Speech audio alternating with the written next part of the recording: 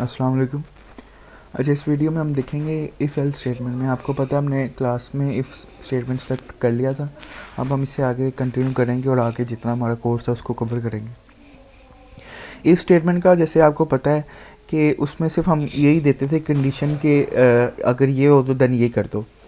लेकिन if else में हमारे पास उसकी ये हो जाती है कि अगर ये चीज़ नहीं भी है तो उसके बाद आपने चलाना तो कुछ लाजमी कोई ना कोई चीज़ तो चलानी है, तो वो क्या चलानी है। अगर मैं आपको एग्जांपल दूं तो आप लोगों को पता होगा, मैंने क्लास में एक एग्जांपल दी थी, जैसे मैंने कहा था सी आर को कि ABC शॉप से जाके पेंसिल लेके आओ। ठीक है, तो वो जाता है। इफ ये इसी है कि इफ़ स्टेटमेंट में मैं कंडीशन क्या देता हूँ कि सी आर जाओ ABC शॉप से जाके पेंसिल लेके आओ। तो वो अगर वहाँ से पेंसिल नहीं मिलती वो चुप करके खाली हाथ वापस आ जाता है। लेकिन इफ़ एल्स स्टेटमेंट क्या है, मैं जाता हूँ, मैं कहता हूँ सी आर को कि जाओ ABC शॉप से पेंसिल लेके आओ। अगर वो पेंसिल नहीं मिलती तो तुम पॉइंटर लेके आना, खाली हाथ ना आना। तो इफ़ एल्स स्टेटमेंट बेसिकली ये चीज़ है। इफ़ पे आप एक कंडीशन लिखते हो, उसके नीचे जो स्टेटमेंट्स होती है अगर वो कंडीशन ट्रू होती है तो वो चल जाती है। अदरवाइज एल्स, अगर वो कंडीशन फॉल्स होती है, जो एल्स पे आपने कोई भी स्टेटमेंट्स लिखी होती है वो लाजमी चलती है अगर वो ऊपर वाली कंडीशन ट्रू नहीं होती, फॉल्स होती है। तो हम इसका सिंटैक्स आपके सामने लिखा है। इफ़ यहाँ पे कंडीशन है, स्टेटमेंट चल जाएगी अगर सही हुई एल्स पे, वरना अगर ऊपर वाली स्टेटमेंट सही नहीं हुई तो कंडीशन सही नहीं हुई तो यहाँ पे एल्स वाली चल जाएगी। हम इसका फ्लो चार्ट देख लेते हैं। फ्लो चार्ट में यहाँ पे ऐसे फ्लो लाइन जो ऊपर से आ रही है उसमें कंडीशंस के ऊपर आके कहता है कि अगर तो ट्रू है तो फिर क्या स्टेटमेंट्स चलानी है, वो यहाँ पे उसने बता दिया। फॉल्स है तो क्या स्टेटमेंट चलानी है, लास्ट में लाइन जोड़ ली है। आपने फ्लो चार्ट पिछली वीडियो देखी होगी तो ये आपके लिए कोई मुश्किल नहीं होगा। उसके बाद अगला प्रोग्राम है, इसमें वो कह रहा है कि आपने इवन और ओड नंबर यूज़र से इनपुट एक करवाना, नंबर आपने बताना है ये इवन है ये ओड है। उसके लिए हम क्या करते हैं, हम सिंपली प्रैक्टिकल इसको करके देखते हैं।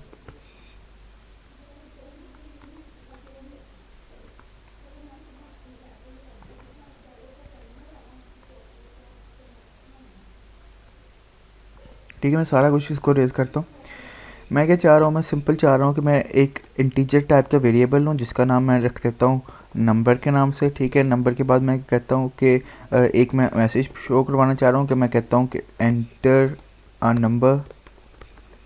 सही है, एंटर नंबर के बाद मैं क्या कहता हूँ, सीन कर दो जी। आप सीन क्या करना है, अपने नम के अंदर वैल्यू यूज़र ने पुट करनी है तो नम के अंदर मैंने कहा वो कर दो। तो अब क्या, यूज़र ने नम के अंदर एक वैल्यू पुट करा दी। अब हमने यहाँ पे चेक क्या करवाना है कि क्या ये जो नंबर उसने पुट किया ये इवन है या ओड है। तो मैंने आपको क्लास में भी एग्जांपल ये पहले करवाई है, लेकिन यहाँ पे दोबारा आ गई है तो हम इसलिए दोबारा कर रहे हैं कि इवन और ओड चेक करने का क्या है। अगर आप किसी भी चीज़ को 2 से मल्टीप्लाई करते हैं, किसी भी नंबर सॉरी डिवाइड करते हैं, तो अगर उसका जो रिमाइंडर है वो ज़ीरो है तो इसका मतलब वो इवन नंबर है। ये लॉजिक समझ लें, फार्मूला समझ लें। तो आपको पता होना चाहिए कि हम रिमाइंडर किस तरह फाइंड कर सकते हैं। मॉडुलस ऑपरेटर क्या करता है, हमें रिमाइंडर दे देता है, तो मैं उसी का यूज़ करूँगा। मैं कहता हूँ कि इफ़, मैं कंडीशन देता हूँ कि जो नम है मेरे पास, अगर हम उसका मॉडुलस निकालते हैं, मॉडुलस आपको पता है हम क्यों निकालते हैं, रिमाइंडर निकालने के लिए। तो अगर मैं 2 के साथ उसको डिवाइड करके उसका मॉडुलस अगर निकालना चाह रहा हूँ, तो अगर वो इक्वल टू 0 है तो इसका मतलब वो इवन है। जो भी मेरी स्टेटमेंट है वो क्या है, इवन है। तो सिंपली मैं करा दूंगा सी आउट, ठीक है, your number is even else. ठीक है, अगर ये इवन है तो दूसरी पक्की बात है कि अगर ये जो नंबर है वो इवन नहीं है, अगर वो गलत हो जाता है तो एक ही हमारे पास ऑप्शन बचता है वो ओड है। तो एल्स हमारे पास जो चीज़ बचती है उस पर हम कह देते हैं कि यहाँ पे योर नंबर इज ओड।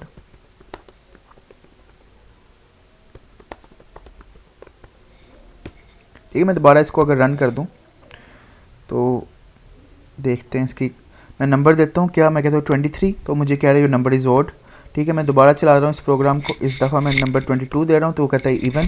तो इस तरह क्या है, आपने देखी है कि इफ एल्स स्टेटमेंट की मदद से कि आप जो यूज़र इनपुट कर रहा है वो नंबर वो क्या इवन है या ओड है।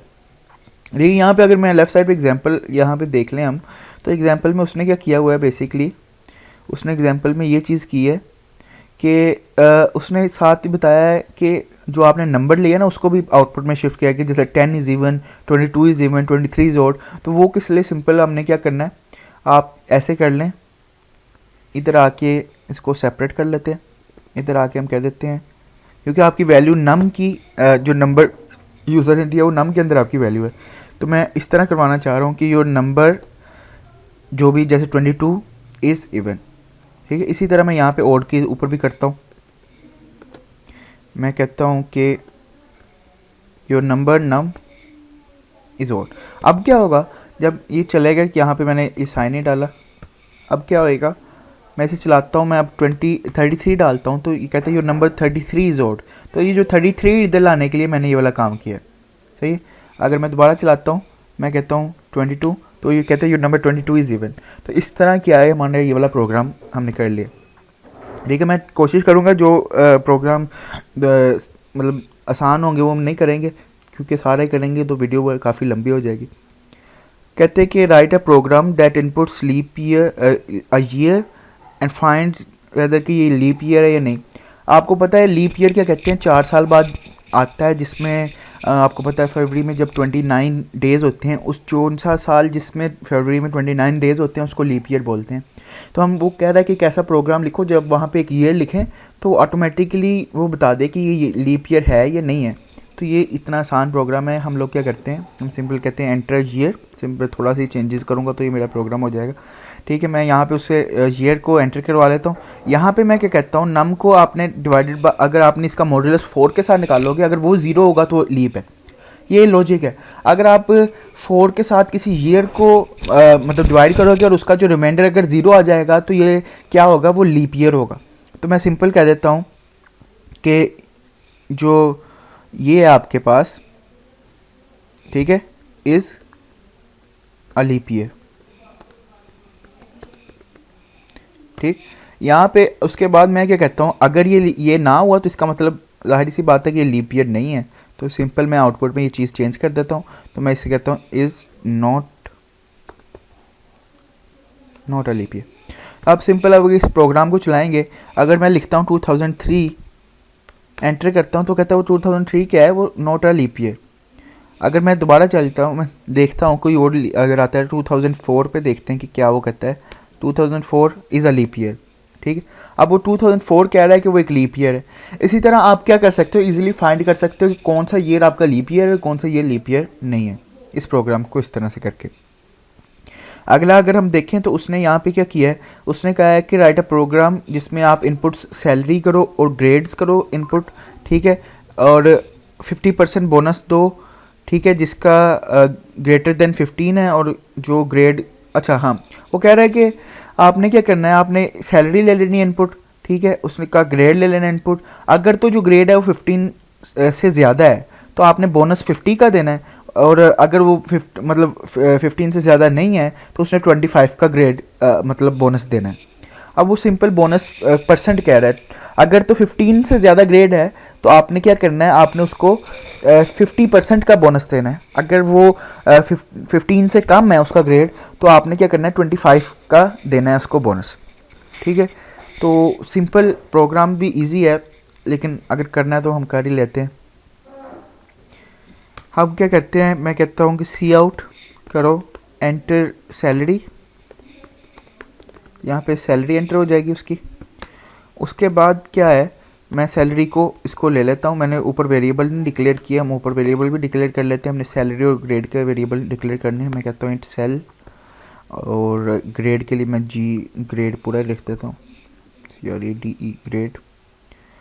ठीक, मैं कहता हूँ सी इन सेल, अब मैं कहता हूँ cout grade, enter you grade.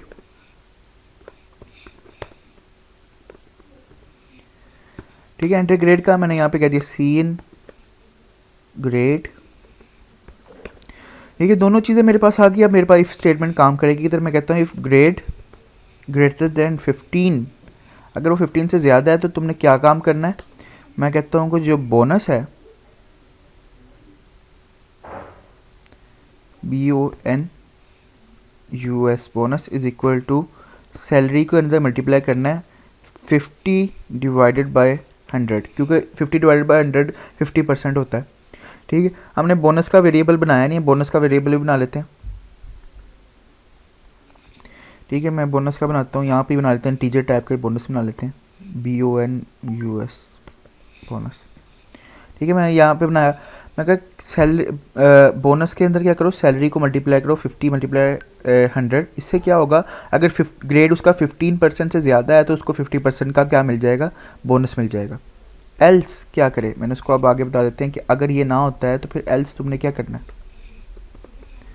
Else मैं कहता हूँ कि बोनस को BONUS bonus equal to sal multiply by 25 divided by 100, इससे क्या होगा, एल्स तुमने दे देना इसको क्या चीज़, क्या कहते हैं उसको, 25% का बोनस।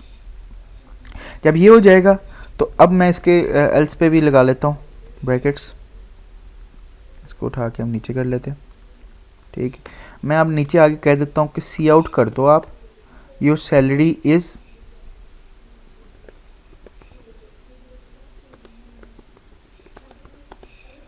ठीक है, मैं यहाँ पे कहता हूँ सैलरी क्या है आपकी, यहाँ पे हम लोग सिंपली लिख देते हैं cell.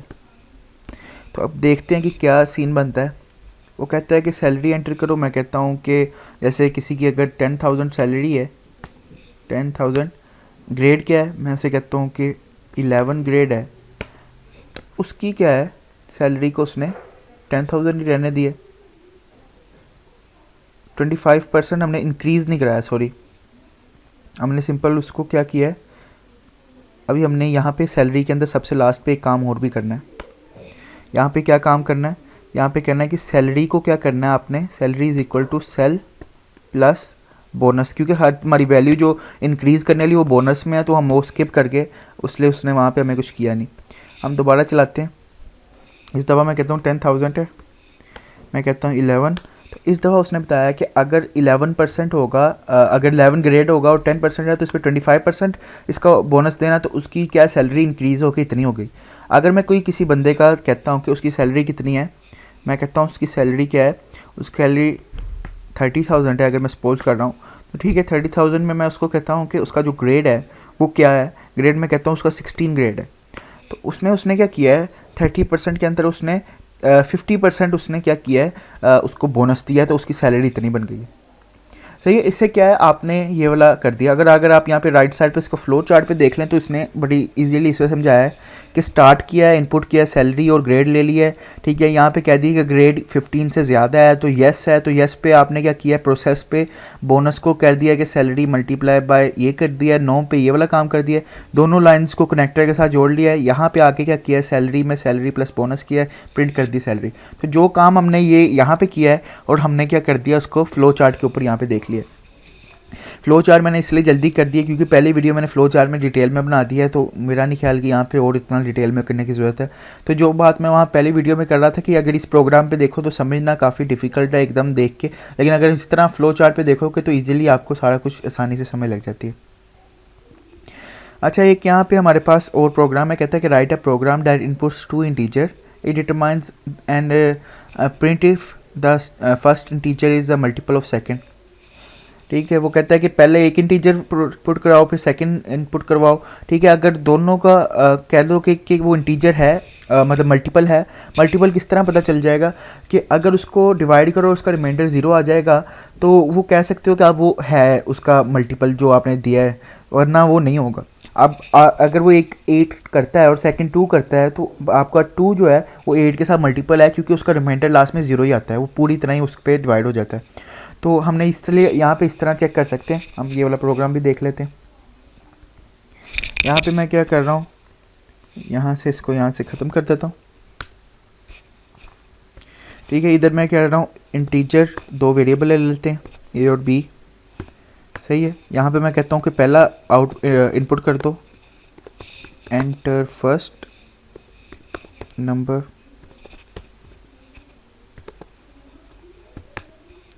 C in A, cout, enter second number cin B. ठीक है, 2 हो गए। मैं अब यहाँ पे कहता हूँ कि इफ़ अगर ए को हम मतलब डिवाइड कर दें, मतलब डिवाइड मतलब करें बी के साथ, अगर उसका जो मॉडुलस है मतलब जो उसका रिमाइंडर है वो 0 के इक्वल आता है।